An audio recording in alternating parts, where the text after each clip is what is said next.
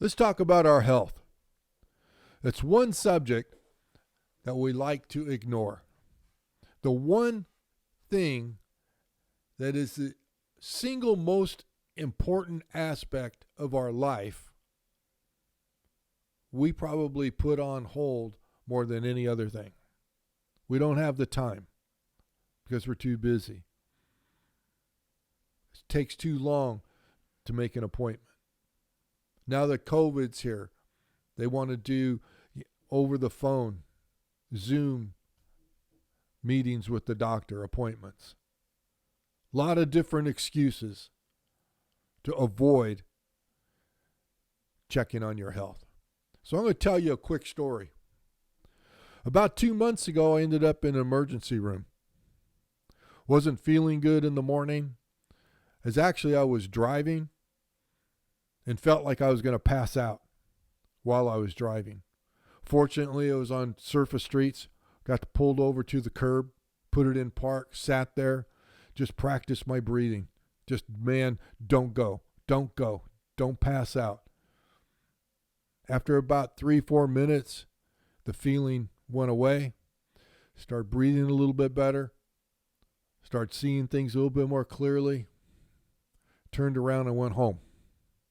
When I got home, I talked to my wife and I said, this is what happened. Think we should go to the emergency room? Yes. So we went to the emergency room. Now, the time we got to the emergency room and I got checked, this is a good 3 to 4 hours after I had that incident. My blood pressure in the emergency room was 198. 198. I have no idea what it was 3 or 4 hours earlier. Now, this didn't just all of a sudden come on. The week before, I had my blood pressure taken. And believe it or not, it was 122, I believe, over 78. Amazing. I was good. 1 week later, I'm in the emergency room. So after they did all the tests, kept me overnight, did stress tests, did electrocardiogram, did all the tests, chest x-rays on my heart, told me I had the heart of a 20-year-old. There was nothing wrong with the heart. It was high blood pressure. So the following week, I'm meeting with my general practitioner. And I asked her, I said, this is really strange. It wasn't my heart. Why? How did this happen? I went from 121, 122 over 78 to 198. How did that happen just overnight? She opens up my file. When she did that, I to myself, okay, this is not going to be good. And she said, Mike, let's be honest.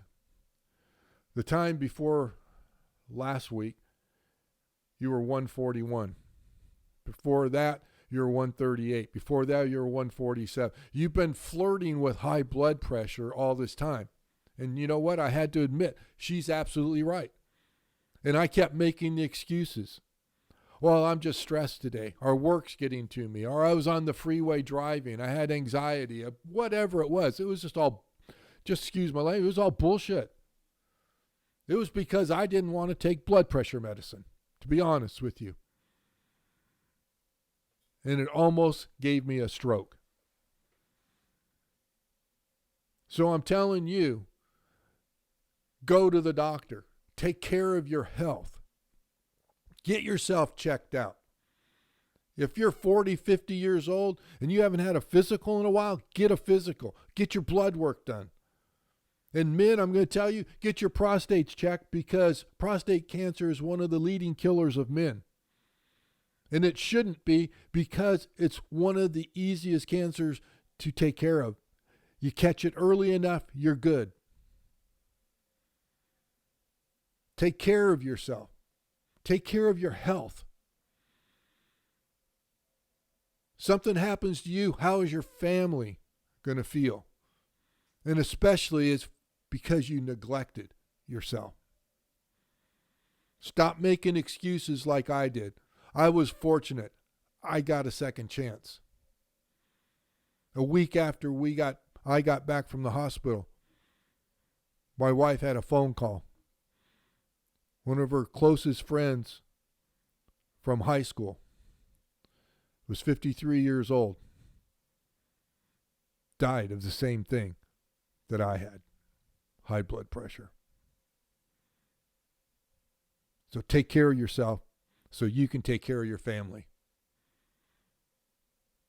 Be happy, have joy, find your health so you can stay strong. Peace.